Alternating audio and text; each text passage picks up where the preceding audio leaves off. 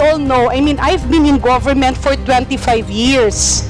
At I'm very proud to say that I was not involved in any of PDAF cases or corruption cases related to my tenure as board member and congressman. Ito na nga, Janet Garen napahiya matapos binara ng ombudsman. Pero bago ang lahat, maaari kayong mag-subscribe para maging updated sa mga issue at bagong mga balita. Harap-harapan ngang sinupalpal ng ombudsman si Janet Garen matapos magpamalas ang kanyang katangahan. Garen, walang ideya sa trabaho? Narito ang buong detalye. For her interpellation. Thank you very much, Mr. Chair. Maupay nga udto, maupay nga agahaton mga from to the ombudsman family. No. Earlier, Mr. Chair, this is in relation to the statement of the ombudsman with regards to them not being judged by the number of convictions. Sa mga doktor po kasi, in the past years, nagkaroon ng quota yung katarata. So there was a quota for cataract operations, kaya kaliwat kanan ang naging cataract operations where in fact and in truth, not all cataracts should be operated kasi minsan nabubulag tuloy at yung iba namamatay dahil sa komplikasyon. Pangalawa naman, sa mga pulis, meron ring quota.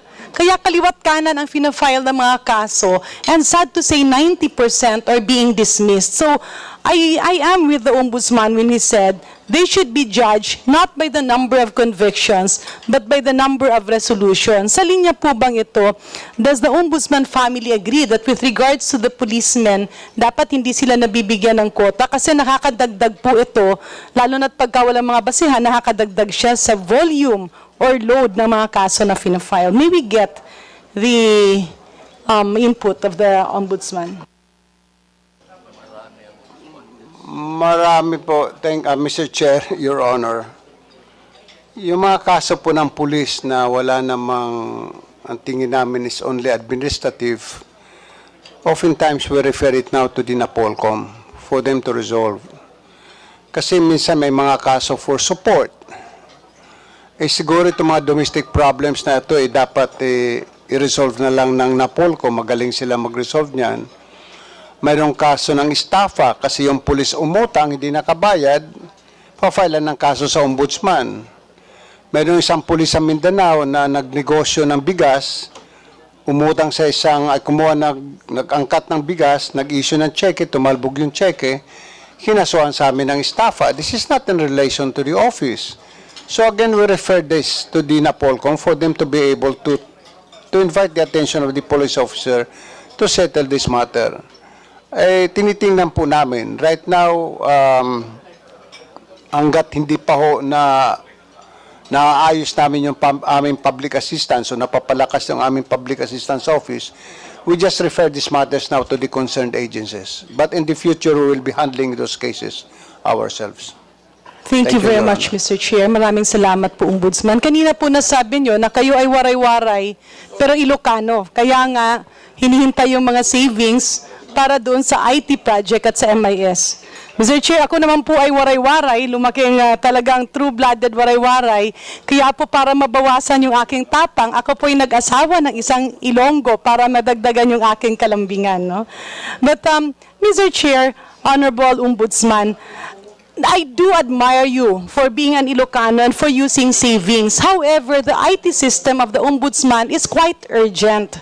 So if we are referring to savings, how long will the actual project be fully operational? And if we talk about the budget, how much is needed? Because there are actually other expenditures of government now that should be aligned to IT projects for better and faster services and for more transparency. Mr. Chair, Your Honor, I don't want to burden the government anymore for the expenses for our IT project. What I am doing right now is, or what I did, was to get in touch with the former ambassador of Estonia to the Philippines, who has now been reassigned to other countries. And as of 2 days ago, I received a word from the government of Estonia that they will be discussing with us the possibility of the government of Estonia providing to us the software. I said we can buy the hardware, provide us the software, teach us how to come up with our own firewall, and they're willing to do that. So before the end of the year, one of the representatives from the government of Estonia may be coming over to discuss with us these matters. So iniiwasan lang po namin na gumastos ng malaki ang gobyerno. Kung pwede naman makahingi tayo ng tulong sa ibang bansa, hihingi po kami ng tulong sa ibang bansa. If we have to get the support from the UNDP or the UNODC, we will get support from the UNODC para hindi ho kami mahirapan na sa pagbili ng mga equipment na ito dahil yung proseso po ng bidding ay napakahirap. O yung mga processes sa ating government procurement contract ay napakahirap pong sundan. So, bayaan po namin silang bumili para sa amin itong mga hardware na ito. Marami pong salamat. Thank you, Mr. Chair. Thank you, Ombudsman. I do admire the candidness of the Ombudsman earlier, Mr. Chair, when he said, corruption is already a fad and a fashion, and it has become endemic. Nakakahiya mang aminin ito, pero tila talagang may laman ang sinasabi ni Ombudsman. And I don't think it is endemic. It's probably translating into hyper-endemic. Ibig sabihin po, may mga panahon na nagkakaroon na siya ng epidemya on top of it being endemic. And actually, Mr. Chair, the Bishop knows me very fully. Nung ako po'y bata pa, I had my first communion with Pope John Paul II. So ako po yung maliit na bata doon na tumutugtog sa Cebu during the first Mass of Pope John Paul II. And I grew up in the province na palaging nasa simbahan kasi kung nga tegatugtog no, nung mga kasal, binyag, lahat. I noticed that the young generation going to the church has actually been dwindling. Not to mention the fact na dati, di ba, may Flores de Mayo ang saya-saya kasi nakukultivate yung ating mga kabataan. But now, napakahirap mag-generate. Moreover, I also noticed, yung nasabi nga ni Ombudsman na may naka-shorts, may mga naka-sleeveless. Ngayon naman, during Mass, alam ni Bishop ito, parang kaliwat kanan, may cellphone yung lahat. No? Mabuti na nga lang medyo pinapasilent. No? So in other words, morality is starting to go down the drain. And this has a huge impact. Ayaw ko lang naman sabihin kasi mag-e-election. I'm not really sure if the Sangguniang Kabataan is helpful in molding the morals of our youth. So my question here is, dun sa sinasabing advocacy for prevention of corruption, paano po kaya ang nakikitang measure ng ating ombudsman so that this will be addressed? Because aside from the loss of morals, napunta rin po, Mr. Chair, Your Honors, yung pong envy, girian, harassment, pareho po, gibaan, like kami, we're doctors, and in our profession, napakamasalimuot po ng practice. Minsan, na oftentimes, you are actually curtailed not to advertise kasi yan po yung aming Hippocratic Oath. However, marami po yung kaliwat kanan na nag-advertise with no accountability with what they're doing.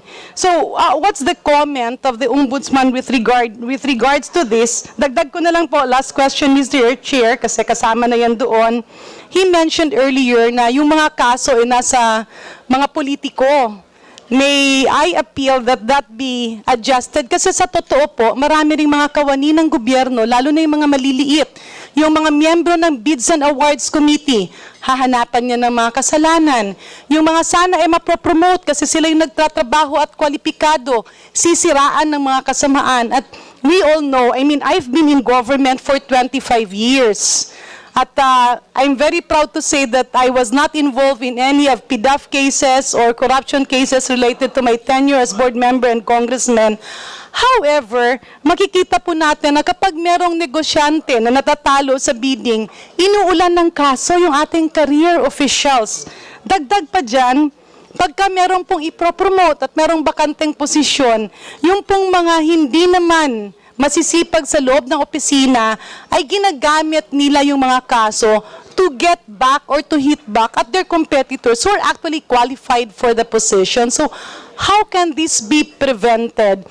Because what will be happening is that pag nagkakaroon ng gibaan, yung mga talagang nagtatrabaho sa gobyerno ay nangihina ang loob. And then yun nga, yun nasabi nga kanina ni Ombudsman na minsan, nagkakaroon tuloy ng takot or pangamba yung iba, and the non-workers or the non-performers are actually exploiting this avenue. May we hear the comment of the Ombudsman on that, including the fact na pagka hindi sumunod yung ibang mga back members ay inuulan ng kaso at wala namang panggastos para sa abogado. Mr. Chair, Your Honor, let me answer first on the matter of procurement.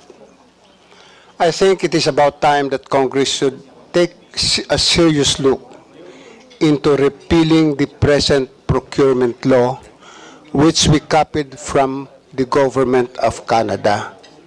Let us go back to our old procurement law where it was so simple. Wala masyadong requirement. I think Congress should take a serious look into abolishing also PS-DBM, which has in the past years became the source of graft and corruption, as what happened in the Farmally case. Why go back to the old system of procurement? In the old system of procurement, we only have a performance bond. Ngayon, ang daming bond na nire-require. If you buy a car now, whose cost is about 1 million pesos, you purchase it at 1.2, 1.3 million pesos. Dahil sa daming requirements na ini-impose under the new procurement law. Not only that, instead of procuring a car within Metro Manila, if you're in Metro Manila, you look of the lowest bidder, and you sometimes find the lowest bidder in Nueva Ecija or in the Bicol region. So paano yung maintenance ng sasakyan? You go to Bicol, you go to Daet just to have your car maintained? Ito yung mga kalukuhan eh. Because what we did, when the procurement law was passed in Congress, somebody copied from the government of Canada the procurement law. You can study the procurement law of Canada. It's similar to us. We have that post-qualification. Canada's the post-qualification. The one who drafted that law for Congress must admit that he copied the procurement law, the present procurement law, from the government of Canada, because it was the government of Canada who spent for the study of the procurement system in the Philippines. So kung sino sponsoring country, yun ang ating sinusunod.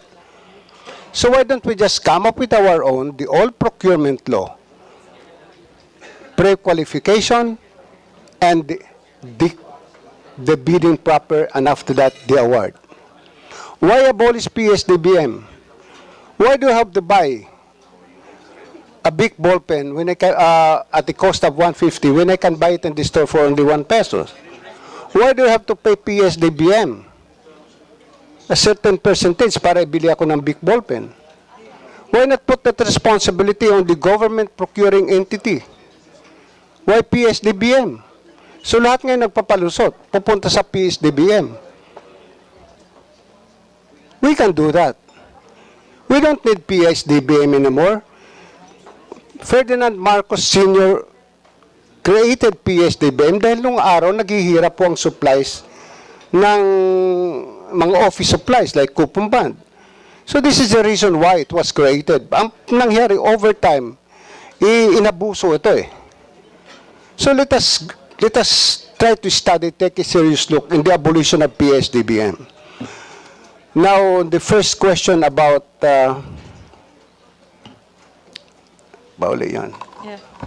Yes, Mr. Chair, I was also referring to corruption being a fad and a fashion. Yung nawala na nga yung mga values, no? On the corruption being a fad and a fashion, we cannot solve corruption, as I've said earlier, through the passage of laws. All I beg Congress to pass is a law making it mandatory, good manners and right conduct, but a God-centered good manners and right conduct subject. Take out that God-centered good manners and right conduct aspect, you will be a failure. I'll give you an example. Teacher ako sa isang barangay. Tuturo ako ng good manners and right conduct. Pero pagdadating ng hapon, mga alas 5, alas 6, nandun ako sa kalsada lasing, naghahamon ng away. Will my pupils, my students, believe me on what I am teaching about good manners and right conduct? No. But let good manners and right conduct be God-centered. Let our young, the youth, ipaano natin uli yung pagmamahal sa Diyos, love of God, fear of God, which is absent nowadays. Hindi ko naman sinasabing religyoso akong tao. No, I am not. I am 10 times a sinner than a criminal in serving sentence in Muntinlupa. I am probably the #1 adulterer in this room. But what I am saying is, itemper naman natin to yung takot sa Diyos. Na bago natin gawin yun, matakot tayo sa Diyos. Diba? Why do you have this riding in tandem? It's all because about money. It's not just about corruption, but it's because we don't fear God anymore. We don't fear that there is hell. We don't even believe that there is hell. We don't respect ourselves. We don't respect the Lord. Whatever you conceive your God to be, you follow your God. Whether you call him Allah, Jehovah, or Lord, just follow the dictates. Because no religion teaches immoral things. No religion tells us that mabuti ang pumatay. Walang reliyon nagsasabing mabuti ang magnakaw. Wala eh. So let us have a good manners and right conduct subject that is God-centered. That's all I ask from Congress to do. A 1 hour a week to be taught by the ministers of the various religious organizations. The Iglesia ni Cristo has promised me that they will send their ministers to these various public schools to teach good manners and right conduct with God as the center of that. Okay sana yun. And I hope other religions will follow with volunteer. Kahit lang sa Katoliko yung sinasabi ng catechism, let's start with that. Let us start teaching the young to pray the rosary sa Catholics. Let us start teaching the young to read the Bible, as what the sponsor of this hearing this morning is.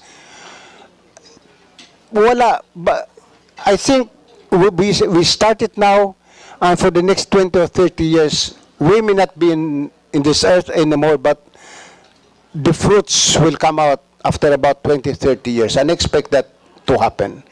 But we have to start it now, Your Honor. Thank you very much, Mr. Chairman. Mr. Chairman, just a quick rejoinder. Will the Ombudsman agree with me in proposing that this should be one of the core functions of the Sangguniang Kabataan?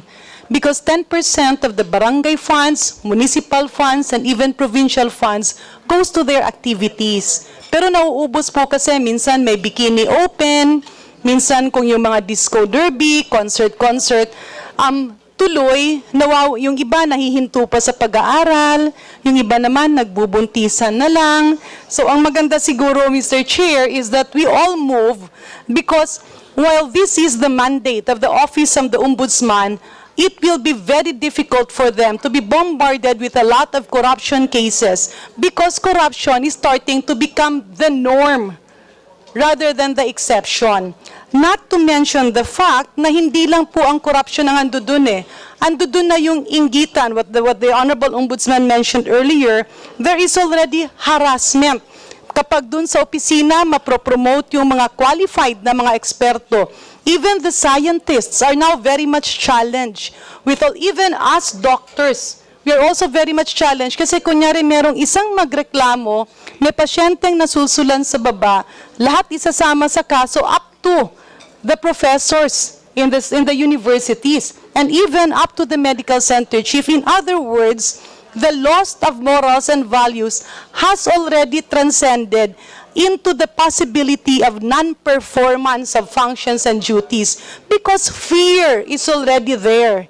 Fear that was inculcated because there are just a lot of evil actions surrounding. May we get the wisdom of the Ombudsman from this kasi napakasayang nung ating sangguniang kabataan, minsan nauubos sa seminar, mas mabibigyan ng puntirya yung kanilang direksyon if they will be molded into anti-corruption warriors. Mr. Chair, Your Honor, we have trained high school students and with respect to the fight against corruption. With respect to the Kabataang Barangay, I think there should be a law that would make it mandatory for them also to spend some of its budget or part of its budget in values formation. But a values formation, as I said, that is God-centered. As I said, wala ho yung God, wala ho mangyayari sa atin. We will not just, as you said, go down to the drain. We are not just going down to the drain. We are already in the septic vaults. We're just like cockroaches now scampering for safety. That when the time comes that we're about to have our last breath, that is the only time we say, Lord, papagtawaran nyo na lang po ako. Maraming pong salamat. Thank you very much, Chair, and I laud the Ombudsman family for bringing that up, no? Kasi napakaiba na nung panahon ngayon, ikumpara sa nung kapanahonan natin. Maraming salamat po, Mr. Chair. Thank you, Congresswoman Garin, for a much overtime question. I would like